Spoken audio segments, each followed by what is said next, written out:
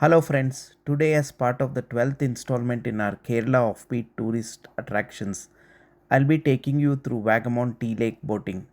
Set amidst rolling tea gardens and misty hills, it offers a perfect escape into nature. Visitors can enjoy peaceful boating on a serene man-made lake and also have a relaxing stroll through a wooden bridge that runs across the water. This place is a scenic spot for capturing some good photos, especially during sunsets.